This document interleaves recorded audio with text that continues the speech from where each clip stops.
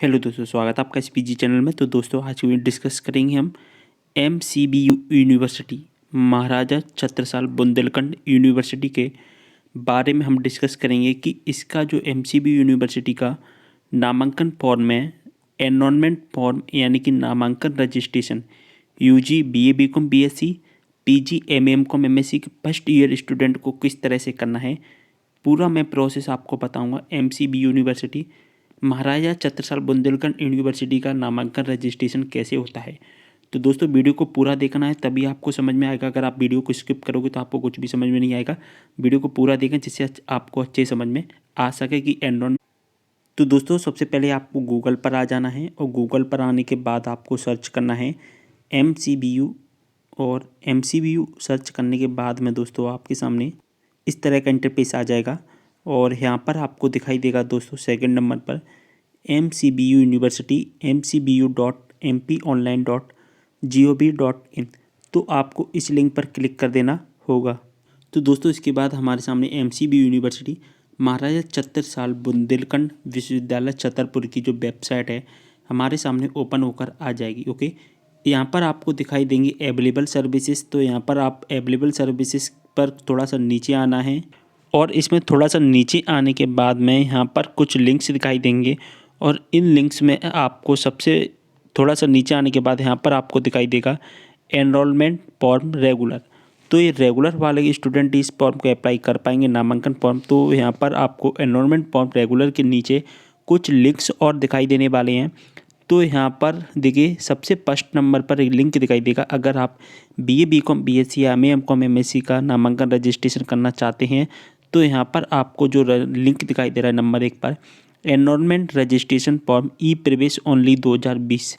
तो यहाँ पर आपको क्लिक करना है और इसके जस्ट आगे एक्शन लिखा है, एक्शन पर क्लिक करना है अगर आप बीए बीकॉम बीएससी और एमए एमकॉम एमएससी का सबमिट करना चाहते हैं तो। ओके, इसके बाद में रजिस्ट्रेशन होने के बाद, पेमेंट होने के बाद, अगर आप इसका रिसिप्ट होता है, रिसिप्ट चेक करना चाहते हैं कि हमारा जो रिसिप्ट होता है और स्टेटस चेक करना चाहते हैं तो आप इस लिंक से क्लिक करके आप कर पाएंगे। लेकिन दोस्तों अगर आप BEd MEd BElEd BA BEd और बीएससी बीएड बीपीएड का अगर आप नामांकन रजिस्ट्रेशन करना चाहते हैं तो इस लिंक से आप कर पाएंगे। ओके, तो चलिए दोस्तों यहाँ से हम एक्शन पर क्लिक करते हैं। तो दोस्तों इसके बाद हमारे सामने इस तरह का इंटरफेस आ जाएगा। यहाँ पर आपको क्या दिखाई देगा, एनरोलमेंट रजिस्ट्रेशन फॉर्म, हमारा फॉर्म ओपन होकर आ जाएगा। सबसे पहले आपसे पूछा जाएगा select student type. Student type में हमको क्या करना है, new student for MCB university. अगर आप न्यू स्टूडेंट हैं, पहली बार रजिस्ट्रेशन कर रहे हैं तो आपको इस पर टिक करना है। लेकिन दोस्तों अगर आप पहले रजिस्ट्रेशन कर चुके हैं इस यूनिवर्सिटी में, यानी कि आपने यूजी किया था इसी यूनिवर्सिटी से, बीए बीकॉम बीएससी किया था और आप इसी यूनिवर्सिटी से, सेम यूनिवर्सिटी से पीजी करना चाहते हैं तो आपको क्या करना है, ऑलरेडी एनरोलमेंट पर आपको क्लिक करना होगा और रेडी पर। ओके, तो देखिए दोस्तों जब हम न्यू स्टूडेंट पर क्लिक करेंगे तो हमसे हमारी जो हायर एजुकेशन आईडी है वो हमसे पूछी जाएगी, जो कि 1200 से स्टार्ट होती है।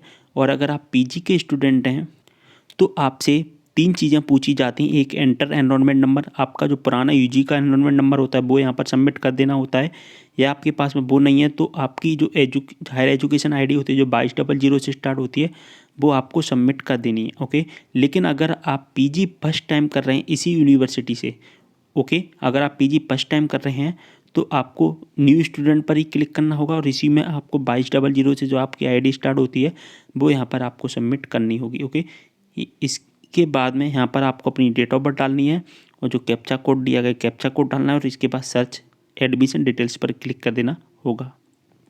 सो गाइस, इसके बाद हमारे सामने इस तरह का इंटरफेस आ जाता है और यहाँ पर आपको क्या दिखाई देता है, आपकी एजुकेशन आईडी, जो भी आपने एजुकेशन आईडी डाली है वो यहाँ पर आपको दिखाई देगी, रजिस्ट्रेशन नंबर। और दोस्तों आपने जो अपना एडमिशन कब लिया था उस एडमिशन का टाइम में आपको दिखाई देगा, यानी कि डेट दिखाई देगी।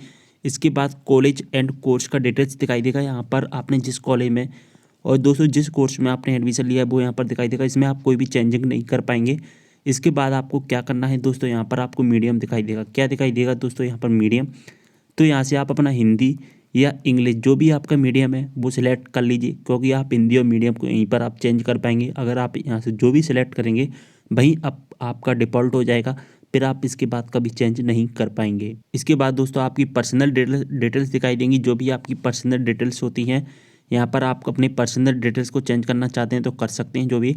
इसके बाद आपको यहाँ पर दिखाई देगा नेम इन हिंदी, यानी कि आपका जो भी नाम होता है उसको हिंदी में लिखना है। जैसा कि मेरा नाम ऐसे यहाँ पर इंग्लिश में शुभम लिख कर आता है, तो दोस्तों यहाँ पर आपको हिंदी में इस तरह से शुभम, इस तरह से आपको लिखना है नेम इन हिंदी के आगे। क्या लिखना है दोस्तों? नेम इन हिंदी के आगे यहाँ पर इस तरह से आपको लिखना है। ओके, इसके बाद आपको date of birth, father's name, marital status, category, ये सारी चीज़ें आपको बाय डिफ़ॉल्ट मिलेंगी। इसमें आपको कोई भी चेंज नहीं करना है। बस यहाँ पर आपको क्या करना है दोस्तों, सब कैटेगरी सिलेक्ट करना है। आपकी जो भी सब कैटेगरी होती है वो सिलेक्ट कर सकते हैं। अगर आपकी कोई भी सब कैटेगरी नहीं है तो आप इसको छोड़ सकते हैं। ओके, कोई भी प्रॉब्लम नहीं है। तो बस यहाँ पर आपको दो चीज़ें ही चेंजिंग करनी है, एक तो अपना नेम चेंज करना है और साथ ही अपनी मीडियम को सिलेक्ट करना है, और कुछ भी यहाँ पर नहीं करना है। ओके, दो चीज़ें आपको करनी है। इसके बाद आपको क्या करना है, इसके बाद दोस्तों आपका एड्रेस दिखाई देगा। देखिए, जो भी आपका एड्रेस होता है, एड्रेस चेंज करना चाहते हैं तो कर सकते हैं यहाँ पर, नहीं तो बाय डिफ़ॉल्ट आपका एड्रेस दिखाई देगा।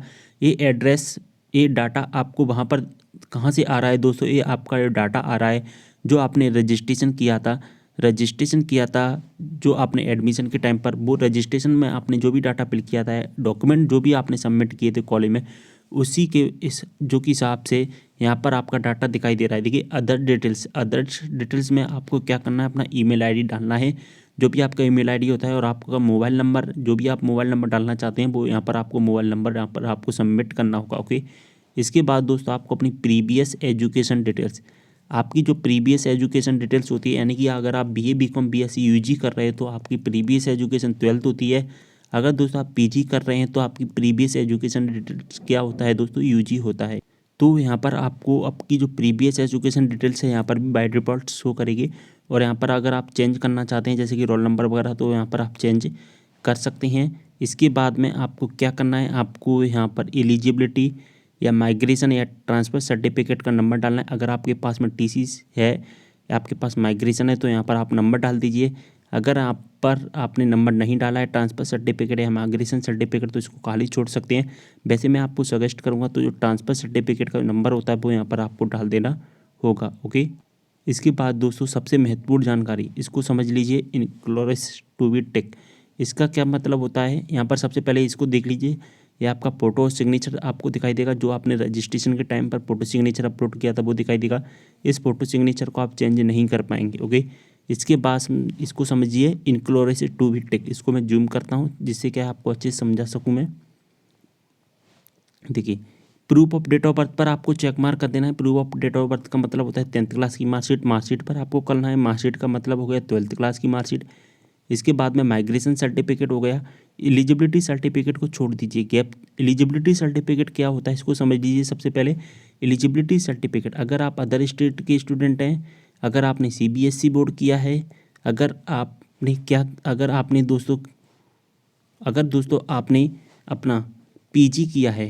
ओके, अगर आपने यूजी से पीजी में आए हैं तो आपके पास एलिजिबिलिटी सर्टिफिकेट होता है। लेकिन दोस्तों आप इन 3 चीज़ों में नहीं आते हैं, आपने एमपी बोर्ड से किया है डायरेक्टली, तो आप इसको छोड़ दीजिए, इससे कोई प्रॉब्लम नहीं है। एलिजिबिलिटी सर्टिफिकेट अदर स्टेट के स्टूडेंट और सीबीएसई बोर्ड और पीजी के स्टूडेंट को यहाँ पर अपलोड करना होता है। ओके, इसके बाद में गैप सर्टिफिकेट अगर आपने गैप किया है, जैसे कि 12th क्लास किया था, 12th क्लास के बाद अगर आप 1 साल या 2 साल के बाद में अगर आप यूजी कर रहे हो या पीजी कर रहे हो तो दोस्तों आपको गैप सर्टिफिकेट लगाना होता है। लेकिन अगर आपने गैप नहीं किया है तो इसको खाली छोड़ दीजिए, यानी कि यहाँ पर आपको टैक्स जो कि चेक मार्क नहीं करना है। ओके, इसके बाद दोस्तों आपको ट्रांसफ़र सर्टिफिकेट पर चेक मार्क कर देना होगा।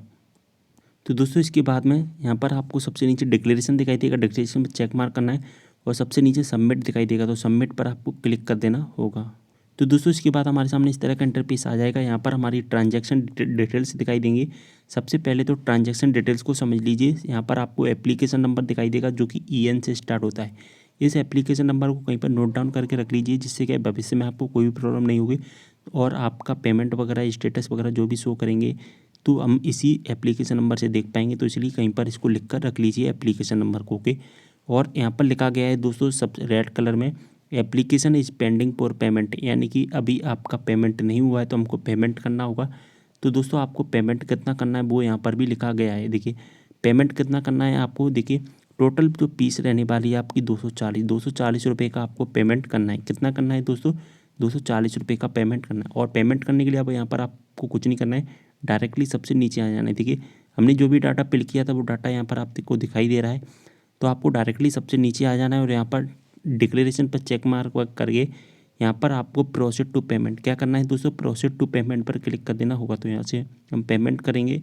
तो दोस्तों पेमेंट होने के बाद हमारे सामने इस तरह का पेमेंट ऑप्शंस आ जाता है। ओके, पेमेंट होने के बाद में देखिए सबसे पहले तो हमारा एप्लीकेशन नंबर, इसको कहीं पर नोट डाउन करके रख लीजिए जैसा कि मैंने आपको बताया था।